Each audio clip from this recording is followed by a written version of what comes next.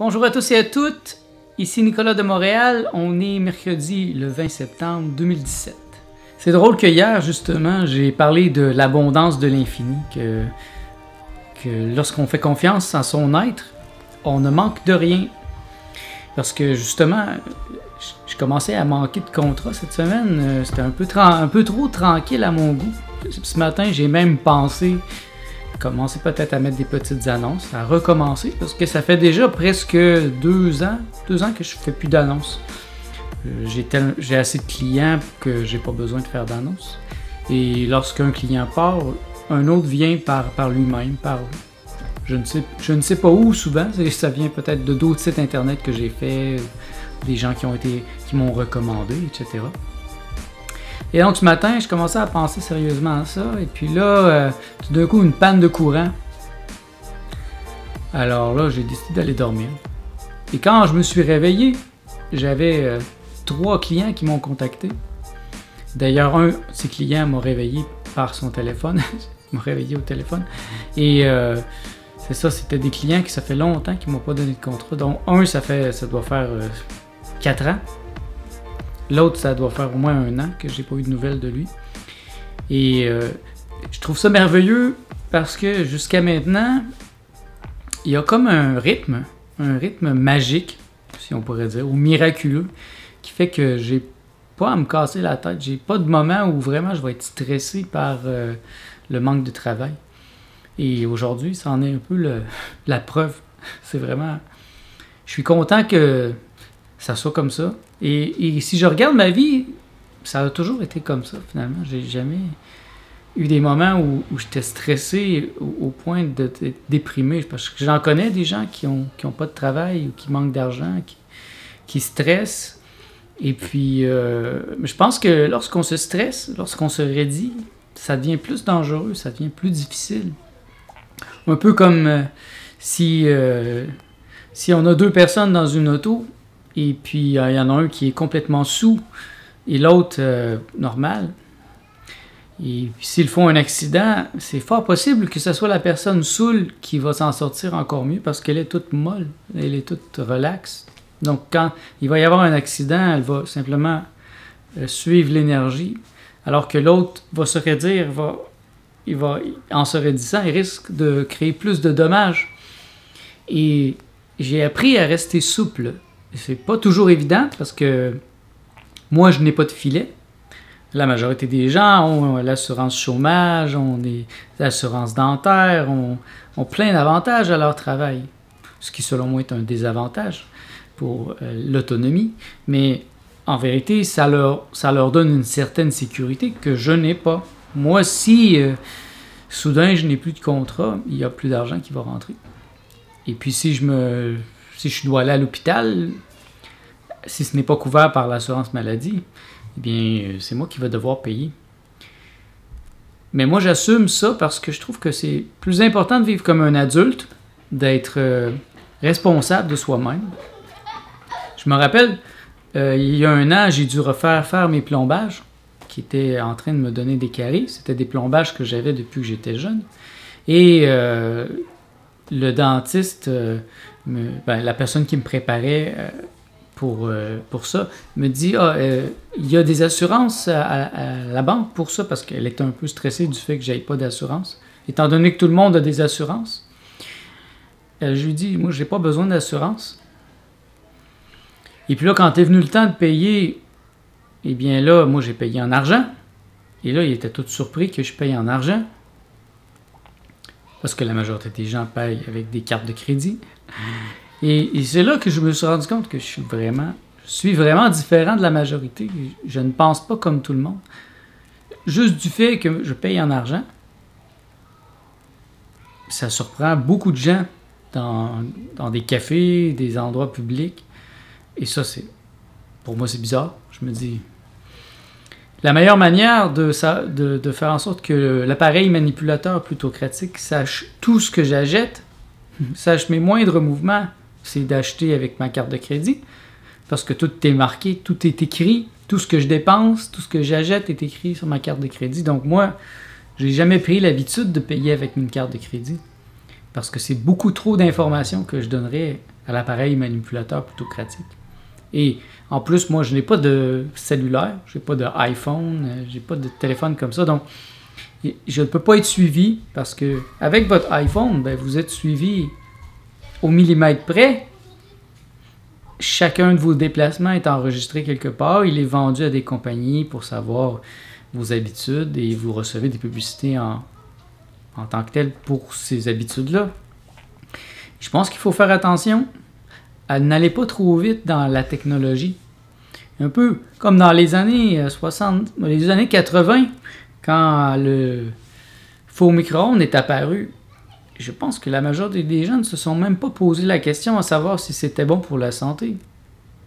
Tout de suite, tout le monde avait un faux micro-ondes. Et je me rappelle, chez nous, le faux micro-ondes a apparu tout de suite. Et mes parents ont encore ce faux micro-ondes. Et alors que c'est démontré que c'est pas bon. C'est vraiment pas bon pour la santé. Et que, moi, j'ai un petit four ici, un petit four mécanique. Ça me prend peut-être 2 minutes de plus pour faire chauffer quelque chose. Mais au moins, je sais c'est quoi le principe. Je sais comment que ça chauffe. Et moi, dès que j'ai parti de chez mes parents, je n'ai jamais eu de faux micro-ondes. La seule fois qu'il y a eu un faux micro-ondes dans mon appartement, c'est parce que mon colocataire en voulait un. C'était juste la première année, parce que quand lui, il est parti avec son faux micro-ondes et je ne l'ai pas remplacé. Donc l'abondance de l'infini, c'est un thème dont je pourrais parler beaucoup. Parce que c'est vrai que dans l'infini, il y a une abondance. Il y a une grande abondance et il y a une abondance que beaucoup de gens ne voient pas. Et j'ai été longtemps moi-même sans voir l'abondance de certaines choses parce que je m'étais coupé à elle. Comme j'en ai parlé hier dans ma vidéo, que j'ai démonisé l'argent, moi, dans ma vingtaine, parce que j'étais un artiste et l'artiste doit être pur. Et je me rends compte que maintenant, l'argent peut aider mon art. Ça m'a été très utile pour publier mes livres. Parce que moi, j'ai publié beaucoup de mes livres moi-même. Et j'ai un petit coffre ici où j'ai plein de livres et j'ai un entrepôt aussi où j'ai mes livres. Et le jour où j'ai besoin de vendre des livres à une conférence ou à un événement spécial, eh bien, je vais avoir ces livres-là. Pour moi, c'est un investissement. Ça revient aussi à l'abondance de l'infini. Si vous faites confiance aux banques avec des REER, moi j'y arrive pas. Je ne fais pas confiance aux institutions financières. Je ne fais pas confiance aux banques. Et jamais je n'aurai de REER. Je trouve le concept même ridicule. Mon REER à moi, eh bien, c'est d'avoir publié mes livres. J'ai plusieurs boîtes de livres qui potentiellement seront vendus un jour. Donc si un jour j'ai besoin d'argent, je n'irai pas ramper pour sucer un caissier à la banque. Et non, je vais rester sur mes 2 jambes et je vais payer par moi-même. Et je crois que les gens qui décident d'aller vers des REER, les assurances, il y a juste comme des enfants. Faites-vous confiance. Faites confiance à l'abondance de l'infini. Et gardez en tête aussi l'idée que j'ai dit hier de gagner toujours un peu d'argent. Arrêtez de vous dire qu'un jour, il va y avoir une retraite et là, il n'y a plus rien. Alors, il faut prévoir comme un écureuil. Si vous gardez cette habitude de mettre un système dans votre vie qui fait qu'il y a toujours de l'argent qui rentre, et bien même quand vous allez avoir 90 ans, 100 ans, 150 ans, il y aura encore de l'argent qui va rentrer. Moi, c'est comme ça que je vis. Je ne compte pas sur des REER ou des enfants aussi, parce que je sais qu'il y a beaucoup de gens qui font des enfants pour une certaine sécurité, pour qu'ils s'occupent d'eux quand ils seront vieux. Mais ça ne sera pas mon cas. Moi, je n'ai pas d'enfants. Et s'il y a des gens qui s'occupent de moi quand je serai vieux, c'est parce qu'ils vont m'aimer. C'est parce que je serai assez gentil pour être pris en charge par des gens qui veulent mon bien, qui me comprennent. Je le souhaite. Je me sens bizarre un peu cette semaine. C'est vraiment la détox. C'est plus incroyable qu'on peut l'imaginer de manger seulement des fruits et des légumes crus. Ça met en fonction la détoxification du corps. Et il faut l'essayer pour le croire. Essayez-le pendant une semaine. Ne mangez que des choses crues, des pommes, des fruits, des légumes, mais ne faites rien cuire. Et vous allez voir, soudain, vous allez entrer en détox. Vous allez avoir la langue blanche, vous allez avoir un goût bizarre dans la gorge, dans la bouche, des moments de fatigue, peut-être des boutons, des éruptions, des malaises, des choses comme ça.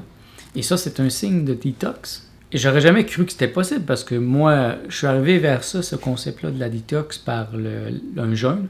Donc, j'ai fait un jeûne long de 24 jours à l'eau cette année, au mois de mai. Je n'ai rien mangé pendant 24 jours, seulement j'ai bu de l'eau et j'étais en détox. J'avais la langue blanche à tous les jours, et avec des moments plus intenses, là, avec des boutons, des mal de tête. Mais ça, c'est des choses qui se règlent en fait. Un bel exemple, c'est il y a 2 mois, j'ai cessé de mettre de la crème hydratante dans mon front. Et j'ai comme réalisé que c'était de la merde. C'était vraiment pas bon pour moi et puis que j'empêchais en fait mon corps de réagir par lui-même. Parce que ça faisait près de 10 ans que j'avais le front qui me chauffait, la peau était comme irritée, mais pas irritée, non, c'était sec. J'avais la peau sec. Ici, l'eau est très dure. Et l'hiver, c'est encore pire parce que le froid, ça sèche la peau. Et donc, j'avais pris l'habitude de mettre de la crème. Et même si dernièrement, c'était de la crème, quand même, c'était juste du beurre de karité, ça empêchait mon front de se guérir. Et là, j'ai décidé d'arrêter.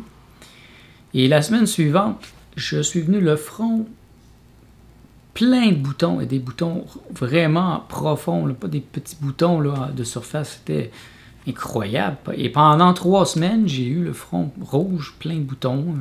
J'avais l'air d'un adolescent. Et j'ai tenu bon, parce que je me suis dit, c'est le temps d'arrêter. Parce qu'en vérité, toutes les crèmes qu'on met sur notre corps, elles empêchent le corps de faire son travail. Toutes ces années où j'ai mis des crèmes hydratantes, je n'ai pas fait confiance à mon corps. Et c'est sûr que quand on arrête, il y a un moment entre les deux où c'est difficile. Et bon, je l'ai vécu, c'était difficile. Et là, toutes les toxines qu'il y avait dans ma peau ont ressorti. Mais ma compagne, elle, ne croyait pas à ça. Elle ne croyait pas que c'était vraiment la détox. Elle pensait que c'était autre chose. Elle dramatisait, mais je lui ai rappelé que pendant toutes ces années, j'ai mis ça sur mon front et que jamais les toxines pouvaient sortir. Et là, je leur donnais l'occasion de sortir de ma tête, sortir de ma peau. Et c'est ça qui arrivait. Donc moi, j'étais pas stressé. Je savais que c'était juste une phase de la détoxification. Et bien sûr, j'avais raison. Après 3 semaines, c'est revenu normal. Et comme vous voyez maintenant, ma peau est normale. Et j'ai commencé à mettre de l'huile de coco. Parce que c'est ce qu'il y a de plus naturel. Et l'huile de coco, en plus d'hydrater, elle guérit. C'est vraiment incroyable. J'ai acheté un livre dernièrement qui s'appelle Le Miracle, c'est un livre en anglais, The Miracle of Coconut Oil. Et vraiment, je me suis rendu compte qu'il y a plein d'utilisations qui peuvent être faites avec l'huile de coco. Des choses tellement simples, même comme crème solaire. J'en ai mis cet été pour aller au soleil et ça a vraiment fait un beau bronzage sur ma peau. Ce qui est le plus difficile lorsqu'on commence un régime crudivore ou même frugivore, c'est qu'on entre en détox. Et je pense pas que c'est le cas lorsqu'on devient végétalien, parce que là, si vous devenez végétalien et vous faites cuire la nourriture, encore, ça demande beaucoup de travail à votre corps. Alors que dès que vous devenez crudivore, alors là, il y a tellement d'enzymes dans la nourriture que le corps, c'est beaucoup plus facile pour lui et il y a beaucoup d'énergie qui peut être utilisée à vous guérir, à améliorer des défauts qui sont là depuis des années, des problèmes qui n'avaient jamais l'énergie nécessaire pour se régler. Et moi, je le sens. Je sens que je suis en train de guérir des choses profondes en moi. Parce que si vous êtes malade physiquement, eh bien, ça se répercute bien sûr dans votre mental et c'est difficile d'être heureux. Et c'est comme quelque chose qui grimpe en nous, comme une araignée qui qui crée une toile et qui nous empêche d'être pleinement épanouis. Et donc, je pense que la santé physique est très importante. Et dans mon cas, j'ai compris que ça commençait par un régime beaucoup plus simplifié. Et qu'est-ce qui peut être plus simple que le crudivorisme? Tous les animaux dans la nature mangent cru. On est les seuls à manger cuit. Et là, j'extrapole, mais à mon avis, les formes d'existence les plus avancées, les extraterrestres, les intraterrestres, des civilisations plus avancées que nous, je pense pas qu'ils mangent cuit. Je me demande même s'ils mangent. Alors, je pense qu'on est très primitif d'agir ainsi et de ne pas aller chercher le maximum de la nourriture. Quoi de mieux que la nourriture biologique? Et c'est dommage de devoir dire biologique parce qu'en fait, c'était comme ça dans la nature avant l'ère industrielle, avant que ça devienne des changements génétiques. Mais maintenant, il faut faire un détour pour acheter des choses qui sont les plus naturelles parce que ce qu'il y a dans les supermarchés, c'est la pure merde. C'est plein de pesticides, c'est génétiquement modifié, c'est pauvre en minéraux. Et vraiment, c'est décevant. C'est très décevant. Lorsque j'ai compris ça, ça m'a donné un gros coup dans le ventre. Comme si j'avais perdu un peu la respiration. Ça m'a coupé le souffle, littéralement, de voir et de comprendre que ce que je mangeais n'était pas nourrissant. Et que finalement, c'est même l'effet contraire. Si je mange une pomme normale, elle est pleine de pesticides, elle est pauvre en minéraux, elle est pauvre en vitamines, elle est pauvre en tout. Et en plus, ils vont mettre une petite couche de cire par-dessus pour que ça se garde le plus longtemps possible. Des fois même, elles sont traitées d'une autre manière, encore pire, pour que ça dure encore plus longtemps. Donc, franchement, ça fait peur. Il est temps pour vous de vraiment regarder ce qui passe la porte de votre être. Qu'est-ce qui rentre dans votre corps? Et si vous êtes malheureux, si vous avez de la difficulté à être heureux, bien commencez par le plus simple. Regardez ce que vous mangez. Et est-ce que la nourriture vous augmente? Est-ce que la nourriture est une nourriture à haute vibration? Et j'en ai parlé dans une précédente vidéo. C'est important pour moi de manger des ingrédients, des aliments qui ont la plus haute vibration possible. Parce que je veux vibrer. Je veux vibrer la lumière, je veux vibrer le bonheur. Et pour ça, bien, ça me prend de la nourriture vibrante. Et donc, commencez à regarder votre nourriture et vous allez comprendre beaucoup de choses dans votre vie. Et parfois, c'est difficile parce que ce sont des habitudes que nos parents nous ont données. Et ça, je le comprends bien. Moi, j'ai changé mon alimentation. Mon alimentation ne ressemble pas du tout à celle de mes pères. Et lorsque je vais dans ma famille, je remarque à quel point mes sœurs n'ont pas changé leur alimentation. Leur frigidaire ressemble à celui de mes parents. Ils ont exactement la même nourriture. Ils n'ont pas été critiques envers ce qui a été mis dans leur bouche et dans leur personne et dans leurs pensées. Et ça, moi, je pense que c'est un problème systémique. Je connais peu de gens qui ont réexaminé leur alimentation. Regardez ce que vous mangez et dites-vous, est-ce que c'est vos parents qui vous ont inculqué à manger ça? Est-ce que c'est la télévision? De où vient votre idée, votre philosophie de l'alimentation? Et donc, je pense que c'est important de faire la philosophie de l'alimentation, philosopher sur qu'est-ce que vous mangez, poser des questions, n'ayez pas peur de poser des questions. Moi, je suis allé, par exemple, en fin de semaine, je suis allé manger chez Gousta, le restaurant que j'aime beaucoup. Moi et Martha, on adore aller chez Gousta au marché Jean Talon. Et j'ai posé la question à la fille, qui est à la serveuse, est-ce que vous avez des ingrédients biologiques? Elle est toute mal à l'aise, elle était vraiment mal à l'aise. Elle m'a répondu que, bon, c'était local, donc ils vont chercher des produits locaux, mais ce n'est pas biologique. ça ne va pas m'empêcher d'aller là-bas parce que je pense que c'est délicieux et puis une fois par semaine, ça ne peut pas me faire du mal. Mais tout de même, sa réaction était très typique de quelqu'un qui comprend qu'il y aurait quelque chose à améliorer dans leur entreprise. Et aussi, je suis allé demander à des producteurs de pommes au marché Jean Talon. Et leur réaction était tout au contraire. Dans la plupart des cas, ils étaient fâchés. Ils étaient très insultés que je leur pose la question. Ma question était toute simple. Est-ce que vous utilisez des pesticides? Et là, de me regarder avec des couteaux, pourquoi oses-tu me poser cette question? En réagissant ainsi, c'est évident qu'ils ont perdu toute leur crédibilité. Jamais plus je ne vais acheter des produits de ces producteurs qui sont sans scrupules, qui se permettent non seulement de nous rendre malades, mais de polluer l'environnement. Parce que ça pollue l'environnement. Je ne suis pas un environnementaliste, quand même. Mais pour moi, l'éthique est importante. Hein, c'est pas pour moi, étant immatérialiste, c'est pas nécessairement le fait qu'ils polluent l'environnement qui me dérange. C'est qu'ils n'ont pas d'éthique. C'est que ce sont des gens qui sont prêts à rendre malade tout le monde pour faire plus d'argent. Parce que il y a des modèles de gens qui font de l'agriculture biologique et qui n'ont pas un impact sur l'environnement, sur les gens autour d'eux. Je pense que ça doit devenir important à un certain point. Vous ne devriez pas penser à acheter la chose la moins chère possible. D'ailleurs, un livre que j'aimerais vous suggérer. Vous êtes fou d'avaler ça, un industriel de l'agroalimentaire dénonce.